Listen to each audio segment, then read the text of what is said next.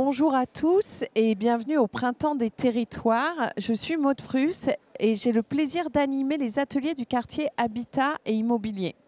Avant de démarrer, une information utile. Après cet échange, nous aurons 15 minutes pour répondre à vos questions, donc je compte sur vous. On commence tout de suite avec l'habitat partagé ou le co-living pour les seniors. Cette nouvelle solution solidaire et sociale permet de répondre à la question du bien vieillir. Pour en parler, j'ai le plaisir d'accueillir Oscar Lustin, qui est l'un des deux cofondateurs de la start-up Domani, qui met en place des habitats partagés pour les seniors. Bonjour Oscar. Et Laetitia Lateste, qui est directrice de développement CDC Habitat pour la région Sud-Ouest. Bonjour Laetitia. Bonjour Maude. Alors Laetitia, on commence avec vous avant de rentrer dans le vif du sujet. Pourquoi CDC Habitat s'intéresse à ces nouvelles solutions d'hébergement pour les seniors ? Bonjour à toutes, bonjour à tous. La question des seniors et du bien vieillir prend une place nouvelle dans la société. Ce n'est pas un sujet nouveau, hein. Nous avons déjà trouvé des réponses au travers d'offres diversifiées, qu'elles soient publiques ou privées, les EHPAD, les résidences seniors. Mais aujourd'hui, on nous demande d'apporter des réponses plus fines, plus humaines, plus vers le besoin des seniors et de leurs familles. Même si ces réponses d'hier sont extrêmement utiles et nécessaires, il nous faut maintenant aller plus loin pour apporter des réponses allant vers le sur-mesure, si on peut dire comme ça. En tant qu'experts des solutions d'habitat, nous sommes toujours à la recherche de solutions innovantes pour compléter notre offre existante et également répondre en tout cas aux besoins des territoires et de leurs habitants. C'est pour ça qu'on a travaillé avec Domani, puisque ce qui nous a fortement intéressé avec cette start-up, c'est la prise en compte individuelle de ses habitants, une dimension plus humaine et également la revalorisation de tous les métiers du grand âge. Le tout, bien évidemment, avec un système économique assez simple pour pouvoir être dupliqué là où la demande existe. Très bien. Oscar, l'habitat partagé pour les seniors, c'est une alternative innovante, j'ai envie de dire, à l'EHPAD. Elle est aussi moins onéreuse. Comment ça fonctionne ? Alors concrètement, l'habitat partagé pour personnes âgées en perte d'autonomie, ça fonctionne comme une grande colocation. Donc chaque personne âgée dispose d'une partie privative qui fait une trentaine de mètres carrés, dans lesquels en fait la personne âgée vraiment se sent chez elle, elle recrée son lieu de vie, donc elle peut apporter ses meubles, elle a un espace jour, un espace nuit pour recevoir ses enfants, sa famille. Donc ça c'est le fonctionnement d'une cellule, donc d'une partie privative. Ensuite, les 8 personnes âgées partagent un espace de vie partagé qui fait une 80aine de mètres carrés dans lesquels il y a une salle à manger et un salon. L'objectif là, c'est de partager des moments de convivialité qui sont choisis. Les personnes ont le choix d'aller dans ces espaces de partage ou de rester dans leur partie privative. Et ensuite, nous, il y a une équipe de professionnels qui est là 7 jours sur 7 pour accompagner la perte d'autonomie. C'est important de souligner que les personnes âgées souhaitent rester chez eux le plus longtemps possible. Et à un moment, il y a un élément déclenchement qui fait qu'ils ne peuvent plus rester chez eux. Du coup, ils vont aller chercher des structures adaptées, accompagnées 7 jours sur 7. On a aussi des logements de fonction pour nos professionnels qui sont sur place. Du coup, en cas de problème la nuit, il y a un système de téléalarme. Les personnes, du coup, peuvent être accompagnées même la nuit, ce qui les rassure énormément. Ensuite, il y a tout un travail autour de ce qu'on appelle un projet de vie sociale et partagé. C'est-à-dire que les personnes âgées, du coup, elles vont pouvoir partager pas simplement un logement avec des repas et quelques services, elles vont aussi se projeter donc, dans leur vie de demain, encore les rêves qui leur restent. Donc ça peut être des choses toutes simples, mais faire une balade ou faire un voyage. Donc on est allé manger des huîtres sur le bassin d'Arcachon le mois dernier et je peux vous dire que ça leur a fait bien plaisir. Et nous, le souhait aussi, quand on travaille avec des acteurs comme la Caisse des dépôts, c'est d'avoir une solution qui est économiquement accessible. En moyenne, à niveau de service équivalent, on essaie d'être à 20% moins cher qu'un EHPAD, qu'une maison de retraite médicalisée. Très bien. Et pour mieux comprendre le projet, je vous propose de regarder le témoignage des habitants et des professionnels du co-living de Pessac. Tout me plaît. Je suis très bien. C'est presque une nouvelle vie qui est repartie. Domani est une entreprise de l'économie sociale et solidaire qui conçoit et gère au quotidien des habitats inclusifs, partagés et accompagnés pour des personnes âgées. L'habitat inclusif est une solution alternative entre ce que peut représenter le domicile, qui peut devenir peu sécurisant pour la personne qui commence à perdre un peu d'autonomie, et la solution de la grande dépendance qu'est l'EHPAD. Le grand intérêt, c'est de ne pas être seul. Et là, on est chez soi, tout en étant avec d'autres. Situés en cœur de ville, nos bâtiments font en moyenne 1500 m² et se composent de 2 habitats partagés accueillant chacun 8 personnes âgées en perte d'autonomie. Au sein des bâtiments, une quinzaine de logements sont habités par des aidants professionnels, des étudiants en santé ou des personnes âgées autonomes. Au sein de l'habitat partagé et accompagné d'Omani interviennent de 8h du matin à 8h du soir ce qu'on appelle des coordinatrices de maison et des auxiliaires de vie. L'avantage d'un habitat inclusif par rapport à un établissement purement médical ou médico-social, c'est ce bien-être qu'on ressent chez les habitants, ce sentiment de se dire qu'ils sont vraiment chez eux. Pour moi, c'est une sécurité de la savoir encadrer, de la savoir entourer, et pour elle, c'est un lien social qui est très important.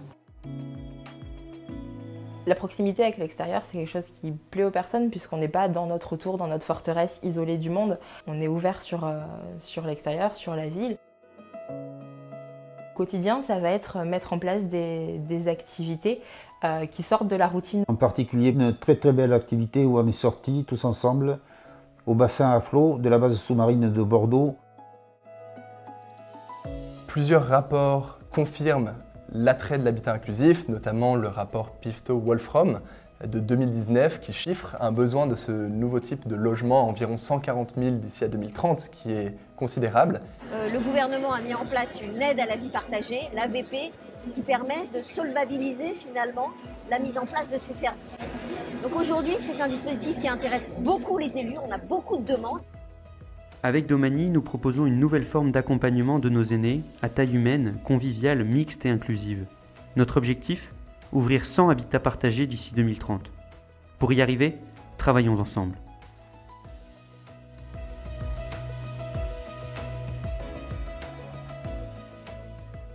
Oscar, on l'a vu dans le film, mais est-ce que vous pouvez nous dire pourquoi et comment ce modèle revalorise le métier des professionnels qui accompagnent les seniors ?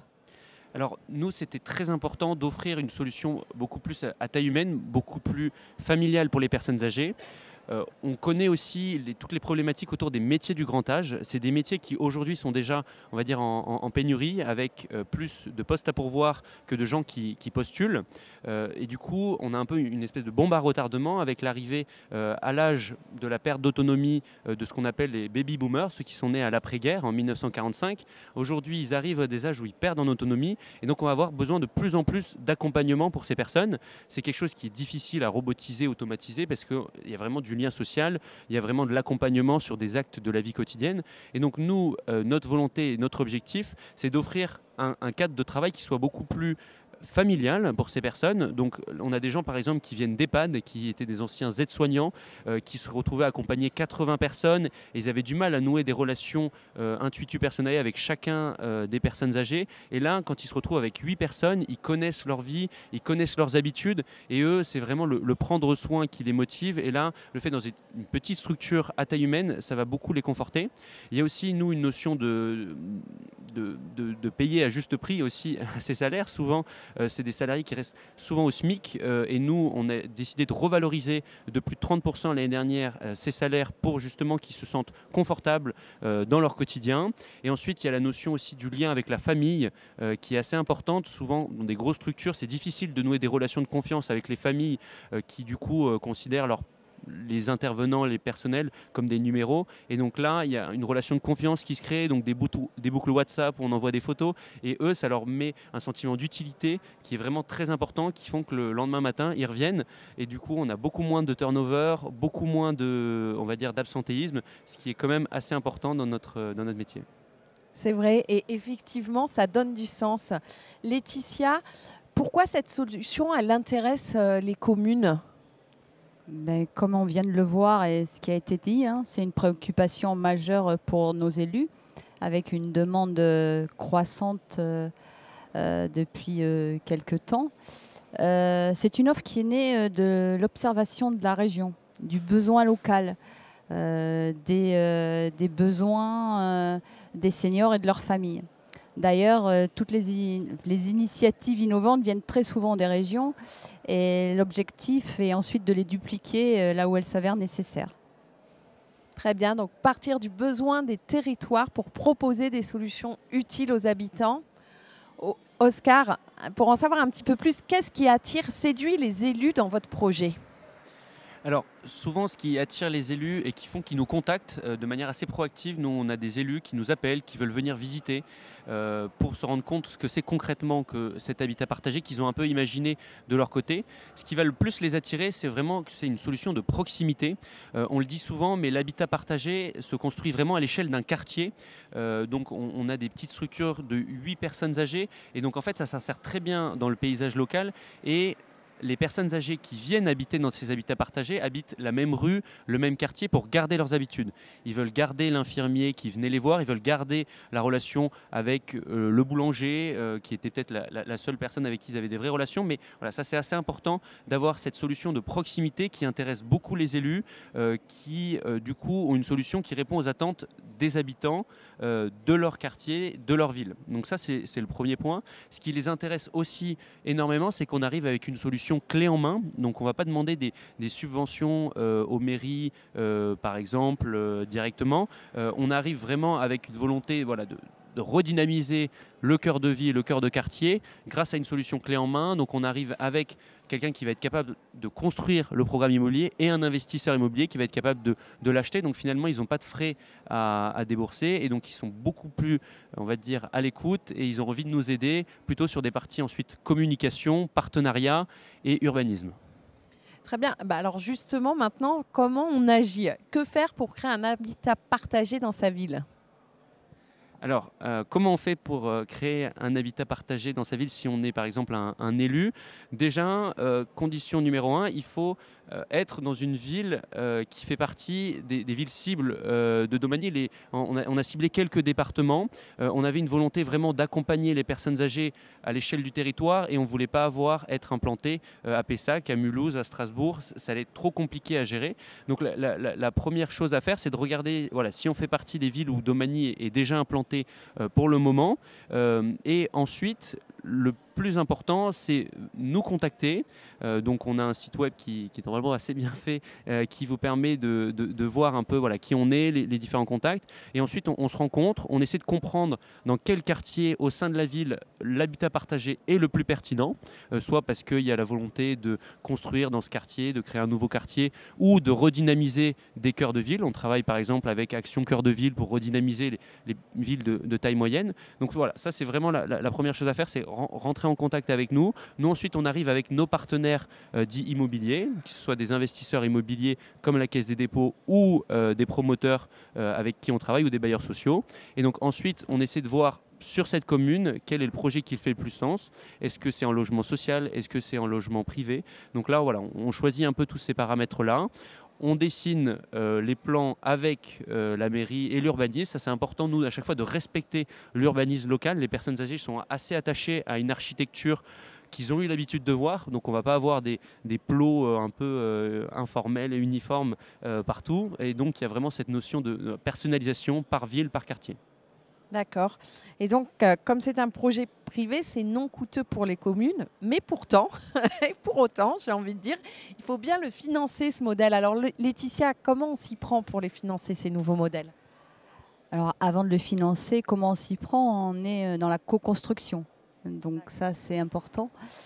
Ensuite, on travaille avec Domanial, le gestionnaire, qui... bien en amont, structure le projet, définit son cahier des charges. Voilà. Et nous avons principalement 2 modèles. Donc, un modèle où le promoteur construit, CDC Habitat achète en VFA, vente en l'état futur d'achèvement ou vente sur plan, et loue ensuite à Domanial. Et le deuxième modèle où CDC construit, investit et loue à Domanial.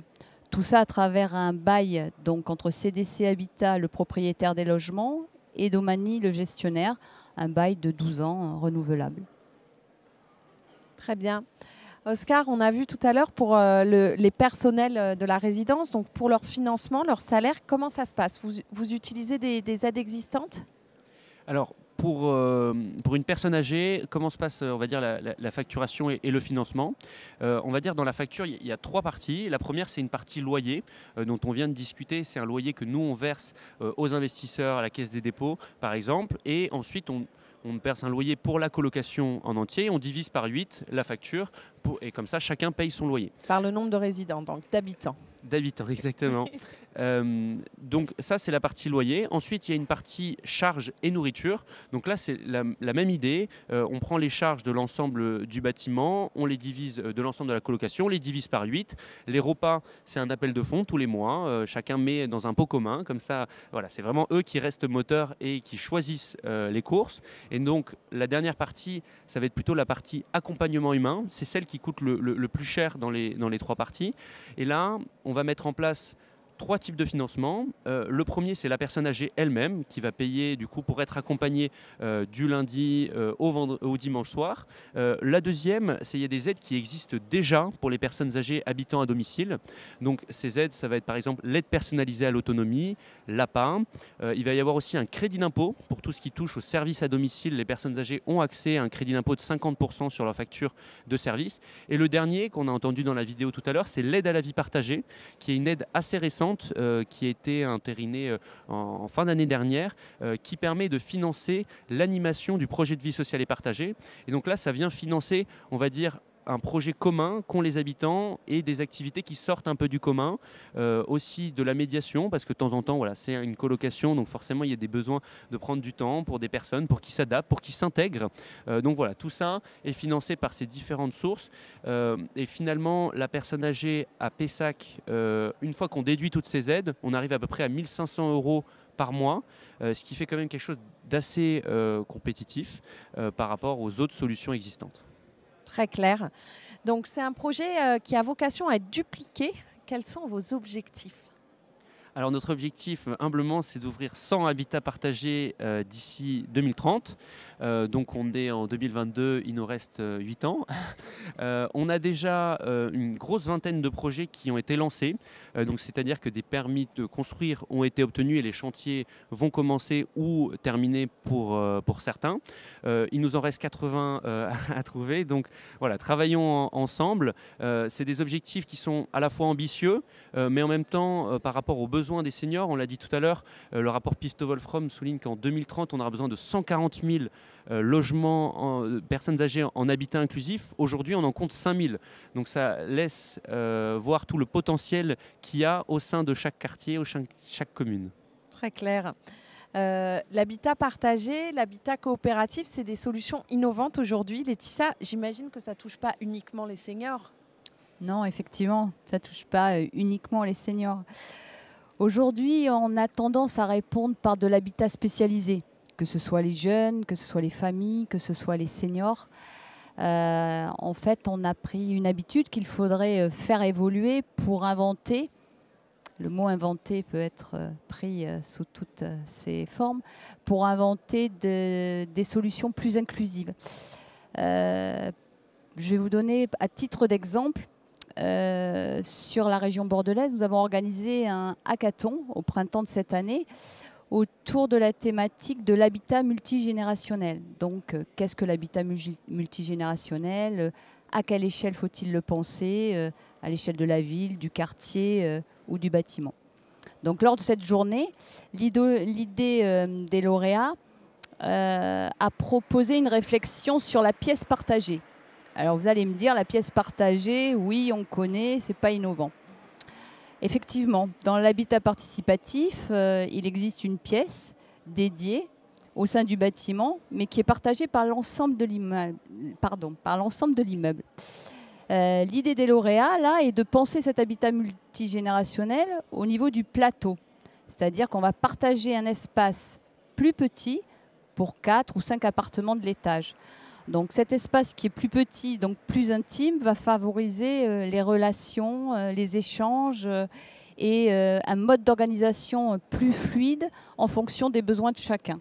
Puisque c'est cet étage de 4 ou 5 locataires ou propriétaires qui géreront cet espace en fonction de leur utilité et qui le feront vivre. Voilà. Donc aujourd'hui, on peut dire que les solutions de l'habitat classique, on les a, ils sont là, et qu'il faudrait maintenant apporter des solutions un petit peu plus fines, comme on a dit au début, plus humaines, plus innovantes, et en tout cas plus adaptées aux besoins de chacun. Voilà. Merci. Merci beaucoup à tous les deux pour la qualité de cet échange. On passe maintenant à la session questions-réponses. On a 15 minutes et je vais passer mon micro à Manon.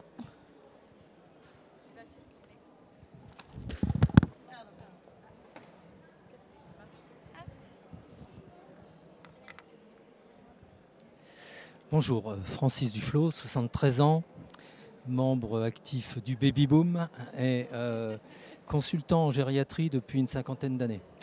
Donc j'ai monté pas mal de projets de vie dans les établissements qui au départ étaient des maisons de retraite et sont devenus des EHPAD. Donc permettez-moi d'abord de vous féliciter pour cette évolution par rapport à des structures qui considèrent la personne âgée comme une marchandise. Je ne vous ferai pas de dessin en termes de recherche de rentabilité. Par contre, si on suit les travaux de Jean-Pierre Changeux il y a une 30aine d'années sur le cerveau, il a mis en évidence que le cerveau est plastique. Et que donc, j'en ai un exemple, mais alors superbe, c'est celui d'Edgar Morin, qui à 100 ans a sorti un bouquin l'année dernière, Changeons de voix. Donc notre préoccupation serait aujourd'hui de mettre en place des résidences intergénérationnelles. Mais moi qui suis d'une région très défavorisée post-industrielle, on a énormément de passoires thermiques où effectivement on voit avec l'évolution des coûts d'énergie, etc. Donc l'idée ce serait de mettre en place des résidences intergénérationnelles en écohabitat. Mais avec aussi un engagement pour les personnes de transmettre leur savoir. Notre préoccupation, c'est effectivement revaloriser le rôle de la personne âgée dans notre société en transmettant. Donc, il y a déjà un embryon dans l'approche d'Omani. Je dirais au niveau de la CDC, il faudrait qu'on aille plus loin au niveau de l'ouverture des habitats sur les territoires et de telle manière à ce qu'on puisse rapprocher les générations. Parce que par rapport à la génération d'avant la Deuxième Guerre mondiale, je dirais, nous n'avons plus, on a changé de civilisation, si vous voulez. C'est-à-dire notre génération, 68 ardes, a eu la chance de pouvoir voyager, faire des études. Donc on peut, c'est pour ça que je citais l'exemple d'Edgar Morin, on peut en remontrer aux nouvelles générations. Et donc les nouvelles générations vont être amenées à faire 20 à 30 métiers différents dans leur vie. Donc il est évident que de créer des pôles, non plus d'habitat inclusif simplement, mais de vie inclusive, ça c'est tout à fait important. Alors sur la partie intergénérationnelle, j'ai peut-être laissé Oscar répondre parce qu'il y a quand même des actions qui sont mises en place avec la start-up d'Omani. Et après, je passe la parole à Laetitia. Merci beaucoup pour la question et l'intervention. C'est vrai que nous, ce qu'on met en place dans nos bâtiments et ce qu'on essayait de présenter tout à l'heure, c'est de ne pas reproduire un ghetto de vieux. Donc c'est les personnes âgées qui nous disent ça. Au début, je trouvais ça marrant comme expression, mais c'est vrai en fait. On ne va pas parquer des gens du fait de leur âge parce que c'est pas ce dont ils ont envie. Donc nous, à chaque fois dans les bâtiments, il y a vraiment cette mixité, et notamment quand on travaille parfois avec la Caisse des dépôts. Parfois, la Caisse des dépôts va acheter une partie du bâtiment qui sera occupée par Domani et une autre partie du bâtiment qui sera occupée par des gens qui sont en accession à la propriété. Et même nous, au sein de nos propres bâtiments, comme on le présentait tout à l'heure, il y a quelques appartements qui sont réservés pour des étudiants, des jeunes actifs qui vont s'engager dans ce projet intergénérationnel. Parce que c'est vrai, quand on prend un bâtiment à Paris et qu'on regarde ce qui s'y fait, il y a des personnes âgées, il y a des jeunes, mais est-ce que c'est intergénérationnel pour autant? Non, du moment qu'il n'y a pas d'interaction. Et sur le deuxième point, sur le sentiment de transmission de savoir et d'utilité, ça c'est quelque chose qu'on a beaucoup vu. Les personnes âgées, tout ce qu'elles peuvent encore faire, tout ce qu'elles peuvent encore transmettre, elles sont ravies et ça leur donne ce sentiment d'utilité. Et donc nous, il y a énormément de choses en fait qu'ils peuvent faire, qui pensent ne plus pouvoir faire, et le fait que, par exemple, c'est tout ça, mais donner une recette, il y a quelqu'un qui ne peut plus cuisiner du fait de sa maladie, mais elle a donné la recette, elle était là pendant toute la confection du plat, et puis finalement c'était délicieux, et donc on en était ravis. Donc voilà, il y a énormément de choses à faire, travailler sur les capacités restantes des personnes, je pense qu'on peut aller très loin. Je n'ai pas grand-chose à rajouter. Voilà. Effectivement, vous parlez d'intergénérationnel. Nous, on préfère utiliser le multigénérationnel, puisque l'intergénérationnel, en tout cas à la CDC Habitat, on le fait au quotidien. On ne flèche pas un bâtiment pour les seniors, un bâtiment pour les jeunes actifs, un bâtiment pour les familles. On sait que la mixité, elle est nécessaire pour le bien vivre ensemble et également pour la transmission et le partage. Une autre question?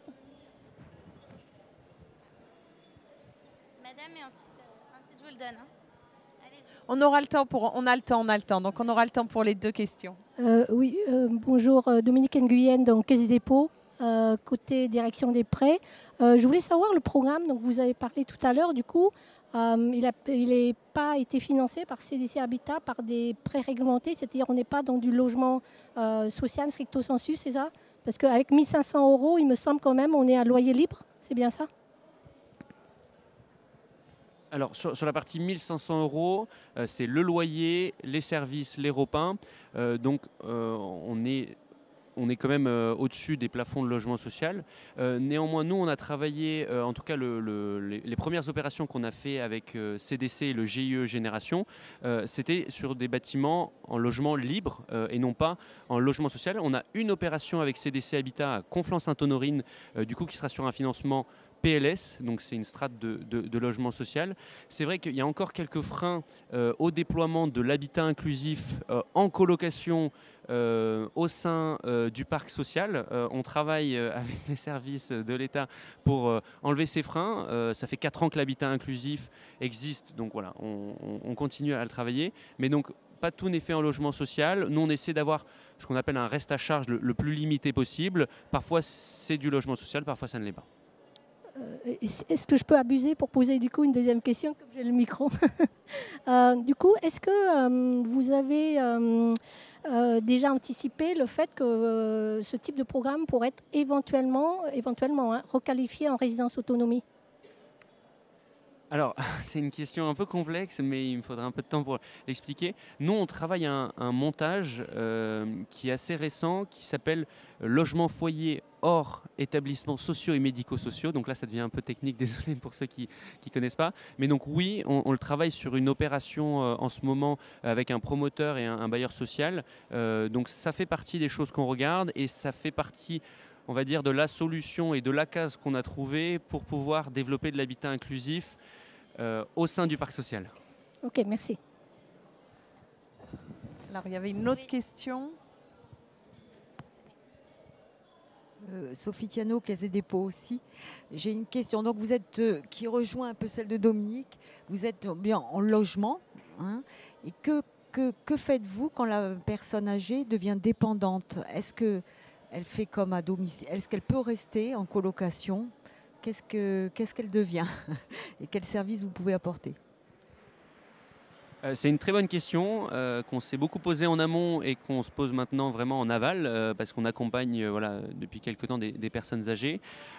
Nous, la seule limite qu'on a fixée et qui est contractualisée avec la personne, c'est la notion de est-ce que la personne va être en sécurité au sein de son domicile et va mettre en danger potentiellement les autres. Cette limite s'incarne par exemple avec des troubles cognitifs. On n'enferme pas les personnes à clé et donc des gens qui auraient des risques de fugue qui feraient qu'ils ne peuvent pas rester dans un domicile de ce type-là non sécurisé, on va dire non fermé à clé, parce qu'on ne veut pas imposer ça aux autres, les autres sont vraiment chez eux. Donc voilà, c'est vraiment ça la limite qu'on met, c'est à partir de quel moment la personne va se mettre en danger, va mettre en danger autrui. Et donc là, il y a une solution, un parcours résidentiel qui va se faire avec des EHPAD, et donc ça, nous, on n'a pas peur de le dire sur certains cas spécifiques. On a des personnes avec qui la transition s'est bien faite, notamment suite à ces troubles cognitifs.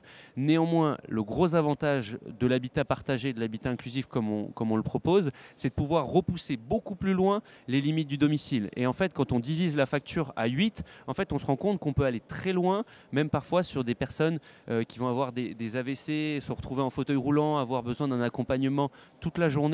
On peut repousser beaucoup plus loin les limites du domicile.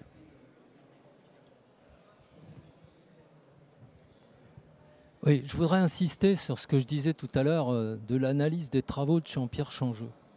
Parce que la dépendance, correspond à un mode de société, la société industrielle, où effectivement la personne perd son rôle d'acteur social. Et la dépendance, c'est tout simplement, mentalement parlant, le fait que je n'ai plus de repères dans la société, mais surtout que je n'ai plus de considération de la société. Et il est évident, si vous voulez, que quand on parle aujourd'hui de résidence intergénérationnelle en écohabitat, nous, notre rêve, ce serait de faire le familistère du XXIe siècle. C'est-à-dire le fait qu'effectivement, on puisse comprendre qu'on va développer des activités économiques, donc revenir à un mode de village, de vie à taille humaine, où par exemple, jadis dans les villages, l'idiot du village avait un rôle dans la collectivité. Or, il est évident aujourd'hui que la dépendance, elle est conçue comme une fatalité. Or, on s'aperçoit, moi qui interviens beaucoup dans les milieux de soins, ce n'est pas une fatalité. Et surtout, si on regarde du côté de la psychiatrie, du côté de l'autisme, etc., si vous voulez. Donc il est évident que quand je parle de résidence intergénérationnelle, je parle aussi de jardins thérapeutiques, de jardins pédagogiques, de fermes thérapeutiques. Donc c'est tous ces points-là qui concernent l'évolution de notre société, si vous voulez. Merci pour votre témoignage. Vous voulez rebondir ? Juste sur ce point-là, nous, c'est vrai que c'est quelque chose qu'on travaille beaucoup, et notamment dans les bâtiments qu'on a avec la Caisse des dépôts. Des choses toutes simples, mais de temps en temps, au pied de l'immeuble, on met une crèche. Alors, ça peut faire rigoler le début, la fin, mais c'est vraiment ça. Et les interactions qui se font entre les personnes âgées et les enfants, pour ceux qui le souhaitent, encore une fois, rien n'est contraint, forcé, sont assez intéressantes. Parfois, on travaille à côté, je pense à un programme qu'on a à Albi, on est à côté d'un foyer de jeunes travailleurs.